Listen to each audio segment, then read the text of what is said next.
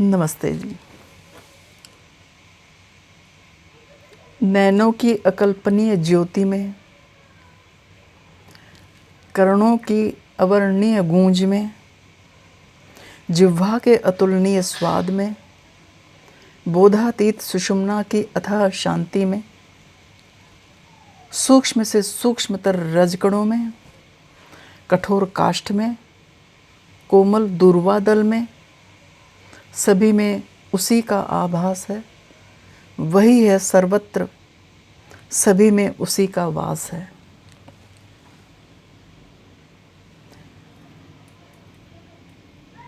ऐसे विचार किसके होते हैं? आत्मज्ञानी के। आत्मज्ञान का अर्थ क्या है? इस प्रश्न का उत्तर हमारे परम गुरुदेव विष्णुतीर्थ महाराज जी ने संक्षिप्त में दिया है। आत्मा मनुष्य के भौतिक अथवा सूक्ष्म शरीर, उसकी इंद्रियां, मन, बुद्धि व अहंकार आदि से भिन्न है।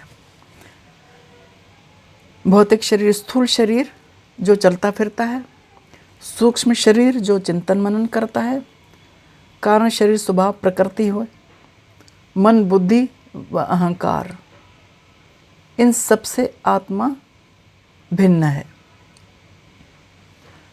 वह अपने मूल रूप में दिव्य है। उसका जो मूल रूप है आत्मा का, वह दिव्य है। आत्मज्ञान के द्वारा व्यक्तिगत चेतना को ईश्वरीय दिव्य विश्व चेतना में मिलाया जाता है। ये महापुरुषों का काम है, जिन्हें ये तरीका आता है, जिन्हें ये युक्ति आती है।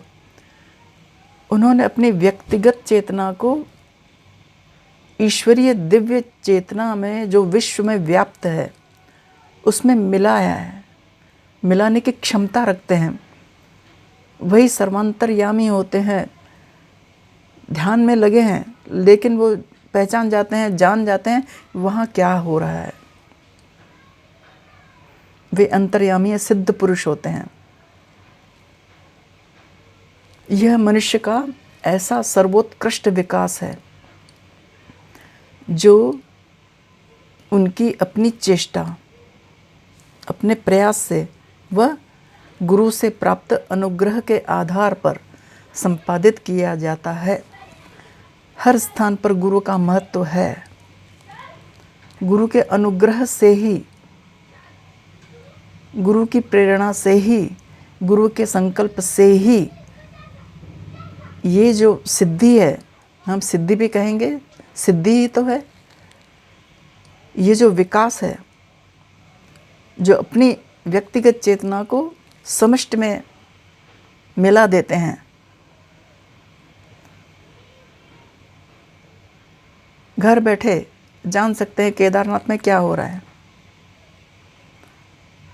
लोगों से बातचीत करते हुए समझ जाते हैं कि बद्रीनाथ में क्या हो रहा है। उनके शिष्य, किस शिष्य पर क्या आपदा आ गई है, वह किस संकट से ग्रस्त है, किसकी मृत्यु आने वाली है, किसकी मृत्यु सामने खड़ी है, किसको कितना धन प्राप्त होने वाला है, ये सब वे जान जाते हैं। ये आत्मज्ञानी पुरुष होते हैं, आत्मज्ञानी महापुरुष होते हैं, सिद्ध पुरुष होते हैं। तो ये गुरु के अनुग्रह से प्राप्त होता है और स्वयं के प्रयास से भी दोनों को मिला के प्राप्त किया जा सकता है। कुछ व्यक्तियों का विश्व चेतना से तादात्म्य हो जाता है, और जिनको ये युक्ति आ गई, जिनको यह क्षमता आ गई, वे ही गुरु कहलाने के लिए योग्य होते हैं, क्योंकि वास्तव में वे ही भगवान का रूप होते हैं।